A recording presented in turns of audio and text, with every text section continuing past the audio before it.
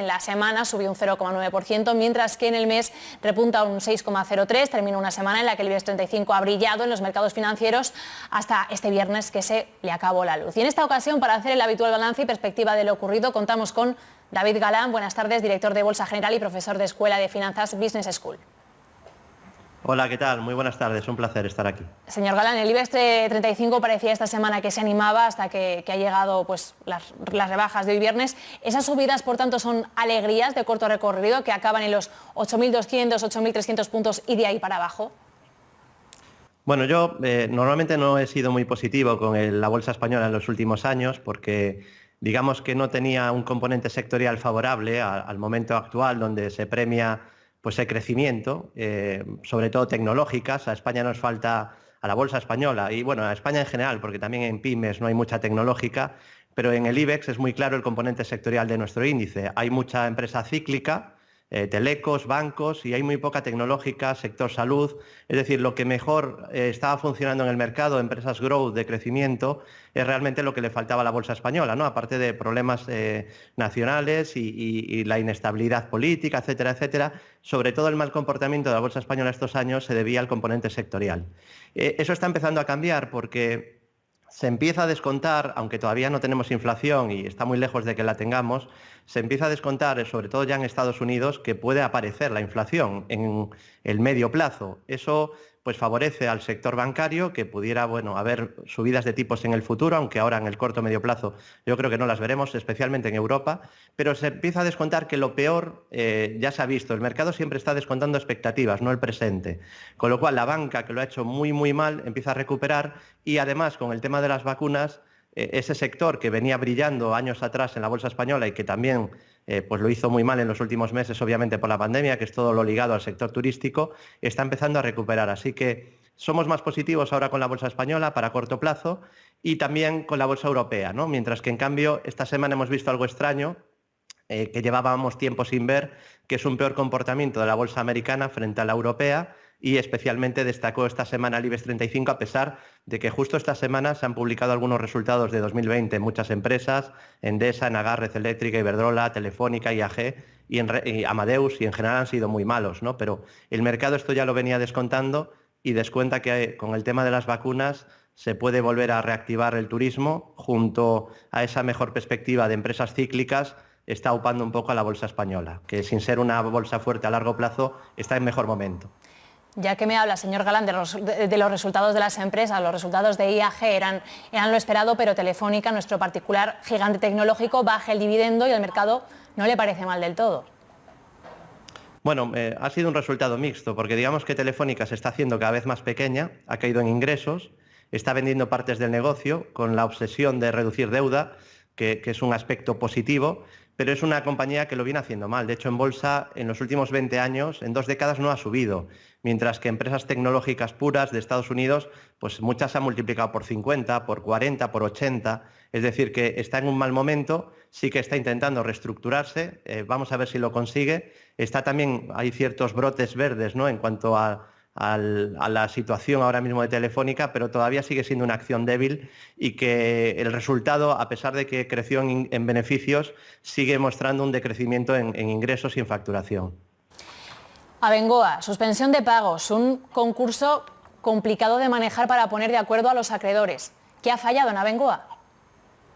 Bueno, ha sido una gestión pésima, ¿no?, porque realmente está en un sector adecuado, ¿no?, que si hubieran hecho las cosas bien, pues ahora a lo mejor era su momento, ¿no? Sí que es verdad que quizá en España se apostó por renovables antes de tiempo, cuando no eran rentables, de hecho eran muy deficitarias, y ahora podría estar brillando, ¿no? Pero una mala gestión la ha llevado a ese pozo en el que la están intentando sacar, ¿no? Se prevé que para el día 3-4 de marzo puede haber una junta de accionistas en la que salga un nuevo presidente, Clemente Fernández, pero que tiene experiencia en Amper, pero además ha conseguido votos de los accionistas que se han agrupado, los accionistas minoritarios, a través de Abengoa Shares, pero la situación es muy, muy complicada, piden rescate público, no sé si habrá dinero para Abengoa. Yo tampoco soy muy partidario, es verdad que hay 14.000 empleos en juego, pero no soy muy partidario de andar rescatando dinero, porque al final el dinero, sí que si pensamos en Abengoa, que bien salvamos 14.000 empleos, pero ese dinero también se puede alocar en otras empresas que lo necesitan. Entonces hay que saber muy bien dónde se distribuye el dinero y aquí lo que es una pena es esa pésima gestión que espero que los responsables puedan pagar por ello, ¿no? Así que ojalá pueda salir de ese pozo, ojalá se pueda reestructurar, pero a día de hoy pues es la mayor suspensión de pagos desde el año 2008 con Martín Safadesa. Señor Galán, última pregunta. El Bitcoin, cada vez hay más polémica entre quienes defienden su valor y los que creen pues bueno, que es un bluff, que no defienden su valor. ¿Qué le parece? Bueno, yo normalmente en casi todos los temas me suelo situar en los grises, ¿no? Siempre suele haber matices, no me gusta tener ideas radicales, ¿no? En casi ningún tema, tampoco en este. Puede que sea una divisa de futuro, ¿no? Porque realmente con la actuación de los bancos centrales y la pérdida de valor de las monedas fiat, pues tiene sentido como activo de refugio de valor.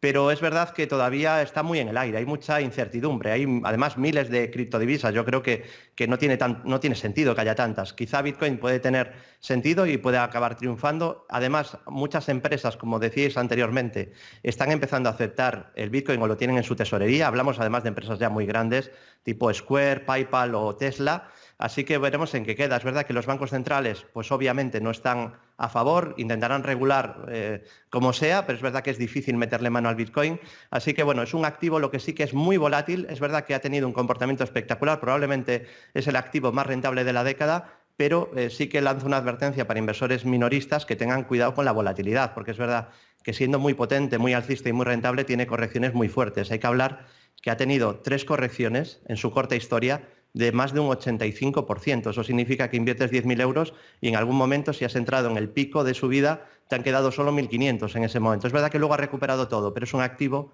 extremadamente volátil.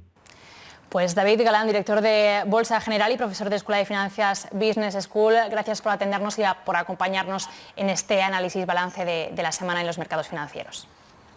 Un placer y buenas inversiones. Gracias. Bueno, y ahora os dejo la otra entrevista que hice esta semana, que la hacemos todos los martes, esa intervención para Negocios TV en el dial 125 de Movistar Plus. Eso sí, este próximo martes no la tendré el lunes, ¿vale? La adelanto un día porque el martes tienen otra programación. Así que os dejo con la última intervención en televisión en Movistar Plus, en la que comenté cómo iba la semana en los mercados. Espero que sea de vuestro interés. Para las 10 de la mañana, David Galán, director general de Bolsa General. David, buenos días. Hola, ¿qué tal? Muy buenos días. Muy buenos días. Tenemos inflación en un cóctel en el que el bono americano a 10 años va ganando rentabilidad y en el que la rentabilidad por dividendo del SP500 se va acercando a esa rentabilidad del bono a 10 años. Como decía al principio, le sumamos la inflación y tenemos un cóctel en el que el inversor no sabe qué hacer. David, ¿qué puede hacer el inversor? Bueno, yo creo que todavía es momento de estar en renta variable. Es verdad que estamos asistiendo a cierta rotación, porque ayer tampoco ha pasado nada realmente grave en los mercados, simplemente ha habido cierta rotación sectorial, corrección o recogida de beneficios en la tecnología, pero de momento pues no hay ningún deterioro grave en la salud del mercado. Estábamos en los índices en máximos de la historia, las bolsas americanas continúan en máximos de la historia y de momento pues no se observa ninguna señal de giro. Tampoco vemos ningún problema de salud de mercado a nivel global en cuanto a la curva de tipos de interés. Voy a enseñar uno de los avisos de crisis o recesiones importantes, que es el cruce, cuando se resta la rentabilidad del bono a 10 años frente a la rentabilidad del bono a 2 años de Estados Unidos. Es cierto que están pues descontando, empiezan los mercados a descontar cierta inflación y ayer se publicaron pues, noticias sobre cierto temor a repunte de los bonos, que al final no dejaría de ser una competencia con la renta variable para aquellos inversores conservadores. Hay que estar pendientes de eso si se incrementa mucho la rentabilidad.